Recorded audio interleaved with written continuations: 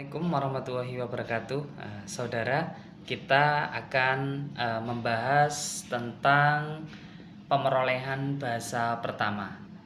Di modul ini kita nanti akan membahas tentang teori-teori yang ada pada pemerolehan bahasa pertama dan bidang pengembangan atau yang berkaitan dengan pemerolehan bahasa pertama.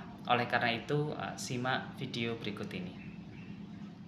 Saudara, di saat ini, kali ini kita akan belajar tentang pemerolehan bahasa pertama. Jadi di eh, materi ini kita nanti akan belajar bagaimana atau apa saja teori-teori yang berkaitan dengan pemerolehan bahasa pertama.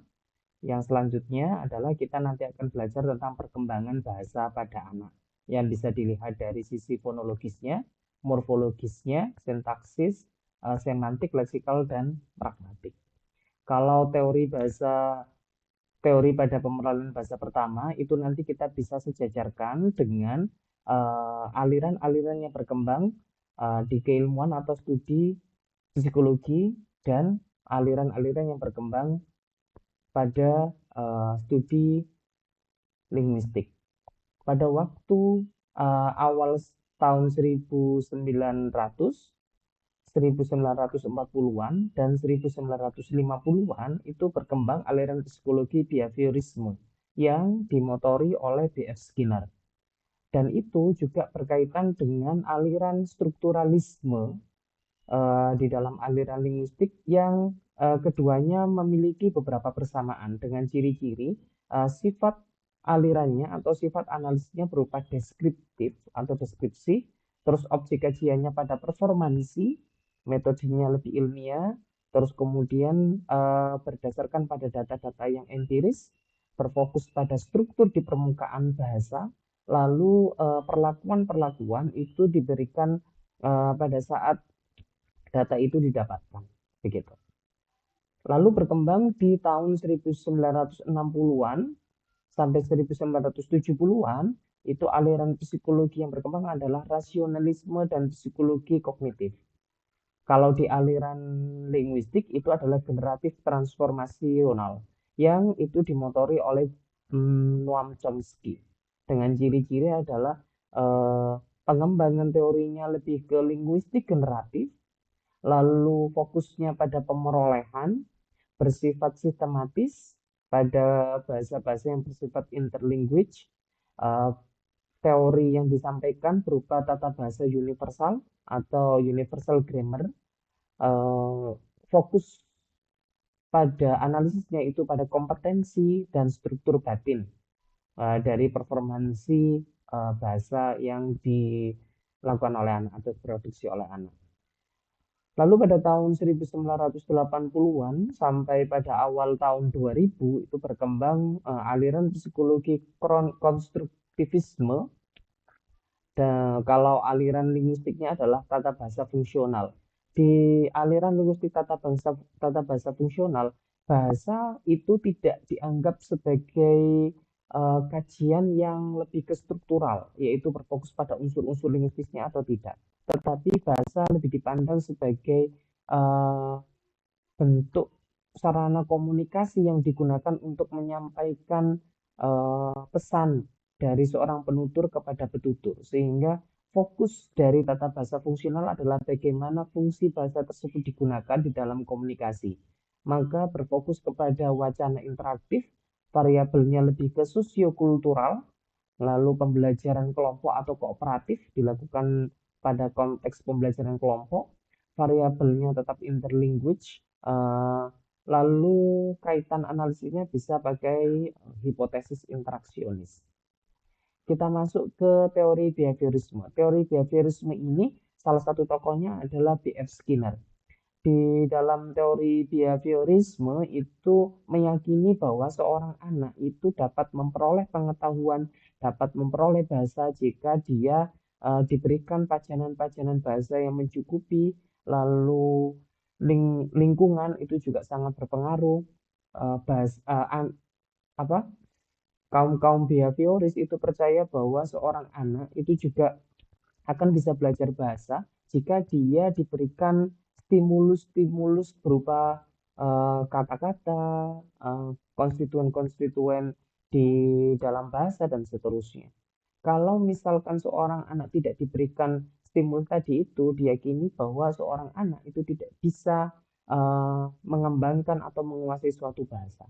Sehingga proses pemerolehan bahasa pertama itu dikendalikan dari luar diri si anak, yaitu oleh rangsangan yang diberikan melalui lingkungan, dan seorang anak itu memahami sebuah ujaran dengan cara mereaksi stimulus yang diberikan oleh orang lain, dapat berupa berbentuk benda, suasana, atau ujaran orang lain secara memadai. Kalau gambarnya bisa Anda lihat ini. Jadi seorang anak diberikan stimulus, lalu anak itu merespons, terus diberikan lagi reinforcement atau penguatan. Dan di situ dilakukan berulang-ulang kali. Maka diyakini anak akan bisa berbahasa dengan bagus. Selanjutnya teori kognitivisme.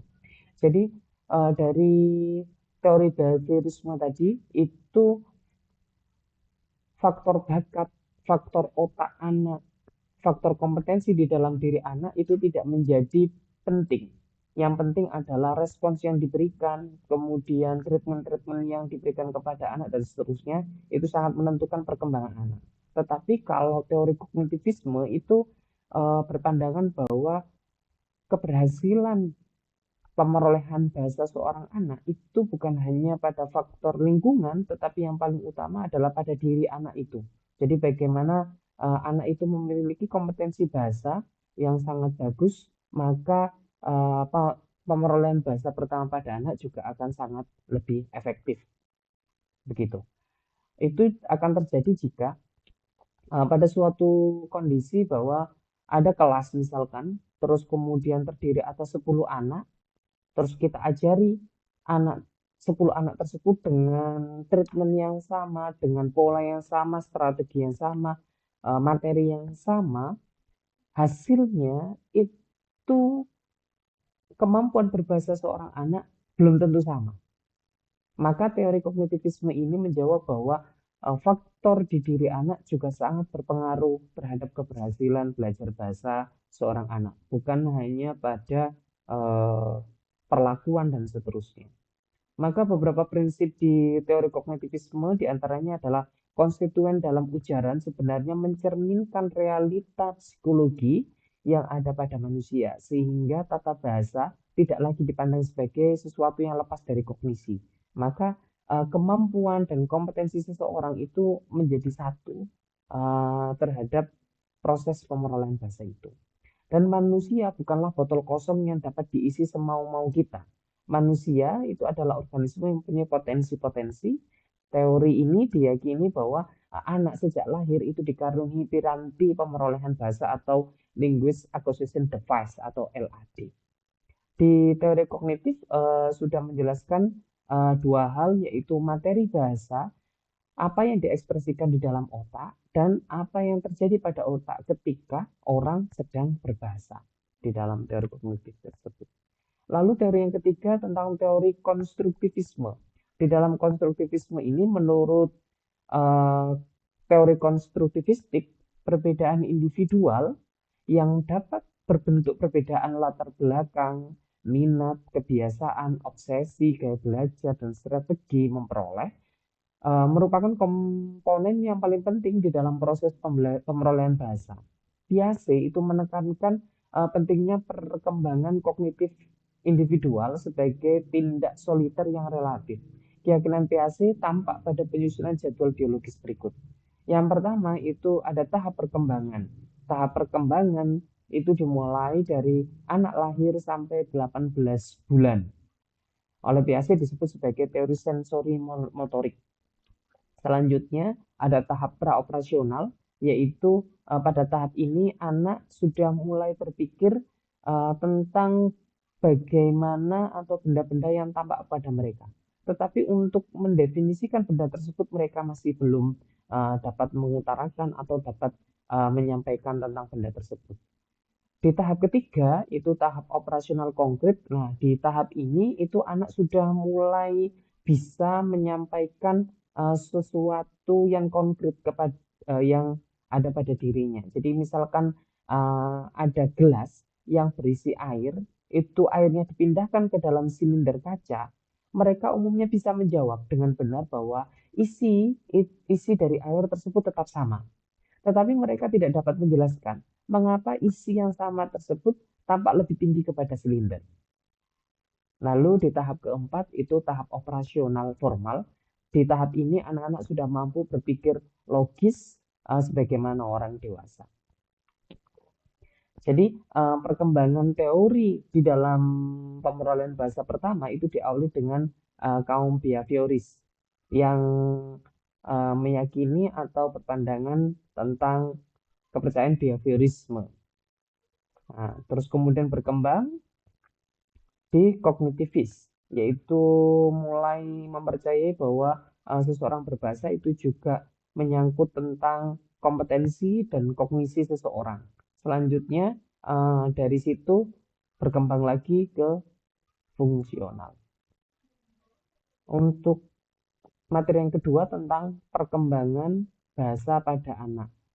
Di dalam materi perkembangan bahasa pada anak itu kita nanti akan membahas beberapa aspek perkembangan bahasa pada anak.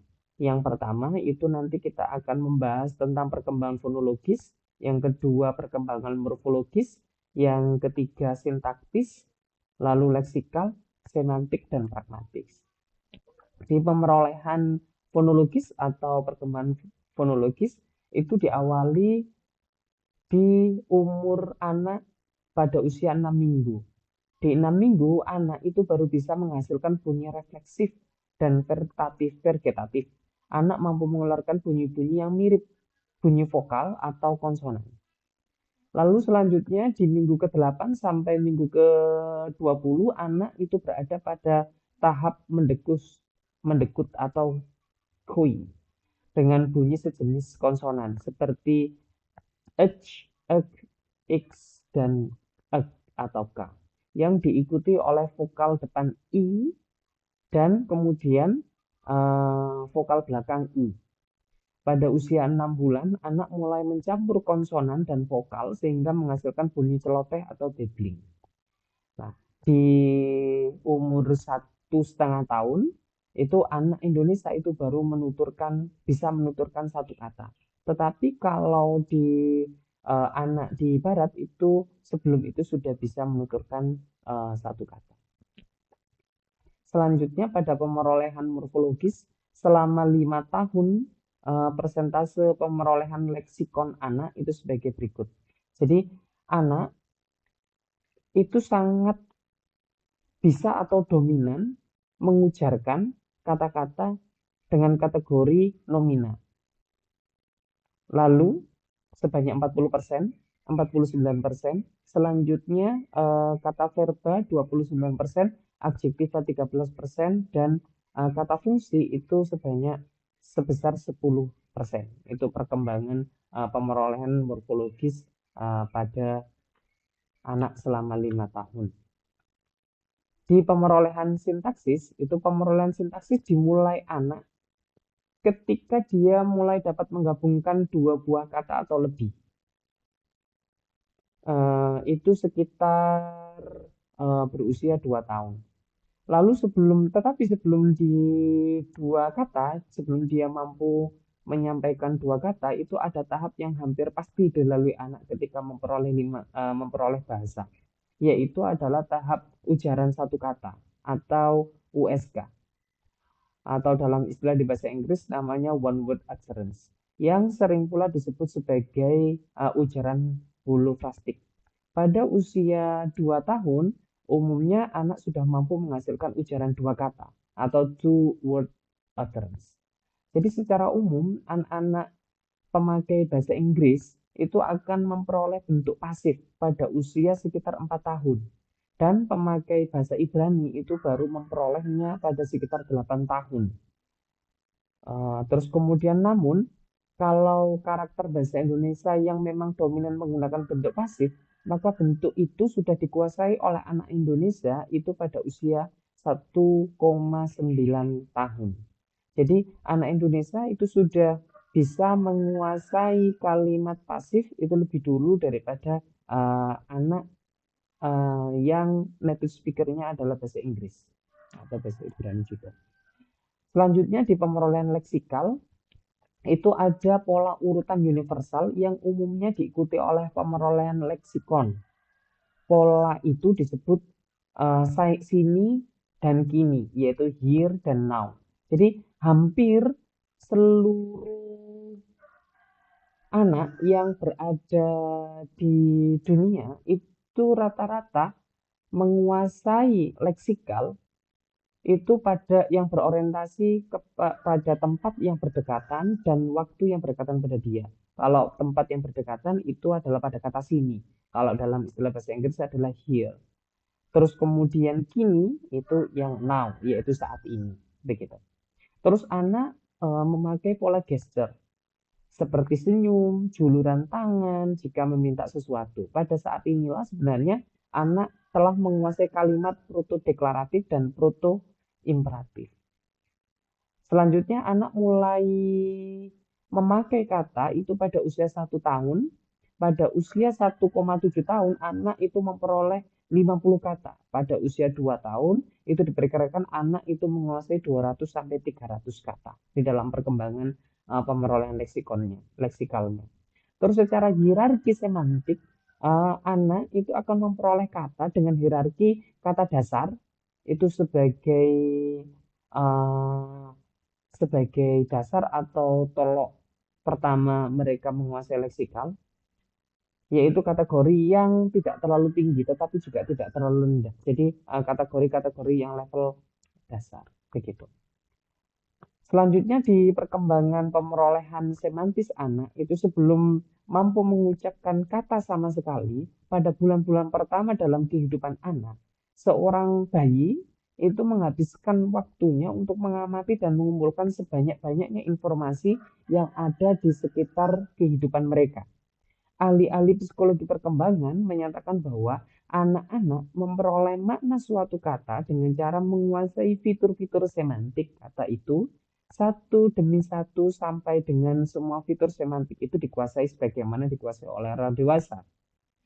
Ahli psikologi perkembangan mengatakan bahwa anak-anak memperoleh makna suatu kata dengan cara menguasai fitur-fitur semantik kata itu satu demi satu sampai dengan semua. Terus kemudian dalam hipotesis fitur semantik itu ada beberapa tahap. Tahap pertama itu adalah tahap penyempitan makna yang berlebihan. Di tahap ini dilalui pada usia 1 sampai 1,5 tahun.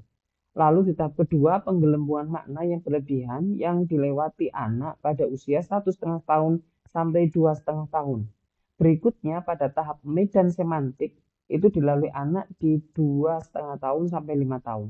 Selanjutnya pada usia 5 sampai 7 tahun anak sudah memasuki tahap generalisasi.